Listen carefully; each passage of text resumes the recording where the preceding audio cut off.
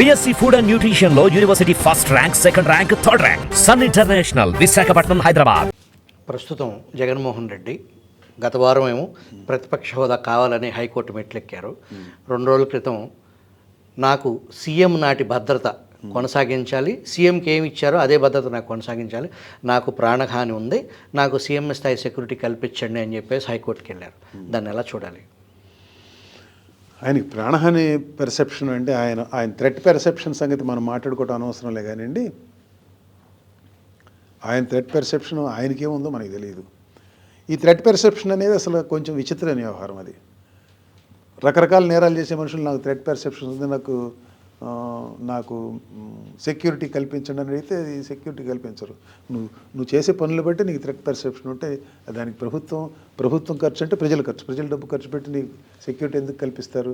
కానీ ఈయన నిన్నటిదాకా ముఖ్యమంత్రి కుర్చీలో కూర్చున్న మనిషి కాబట్టి మాజీ ముఖ్యమంత్రిగా ఆయనకి ప్రోటోకాల్ ప్రకారం ఏ రకమైన భద్రత ఇవ్వాలో ఆ రకమైన భద్రత ఇస్తున్నారు ఇప్పటికే.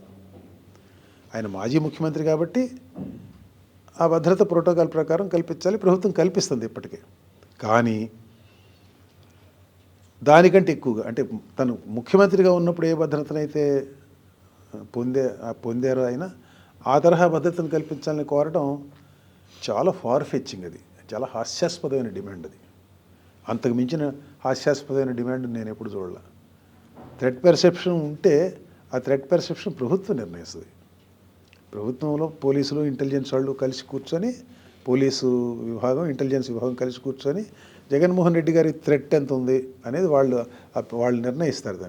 దాని ప్రకారం ఇస్తారు. ఎంతవరకు ఇవ్వాలి అంతవరకు ఇస్తారు. అది కోర్టుకి వెళ్ళి డిమాండ్ చేసి కోర్టు ఆర్డర్ ద్వారా తెచ్చుకోవాలి ఈయన ప్రయత్నించడం వెనక కారణం నాకు తెలుసు. నా లెక్క ప్రకారం అది థ్రెట్ పర్సెప్షన్ కారణం కాదు,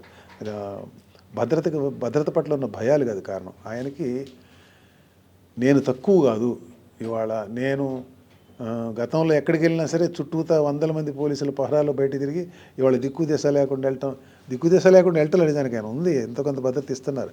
Z+ కేటగిరీ భద్రత అంటే తక్కువేం కాదు కదా అది. కానీ అది సరిపోవట్లే, ఆయనకి సరిపోవట్లే. అది ఆయన మూర్తిభవించిన అహంకారం. నేనేమిటి లేకుండా చంద్రబాబు నాకంటే ఎక్కువ, చంద్రబాబుతో సమానంగా నాకు ఉండాలి భద్రత అనే ఫీలింగ్ అనమాట. దాని నుంచి స్టెమ్ అవుతుంది, దాని నుంచి ఆవిర్భవించిన ఇవన్నీ.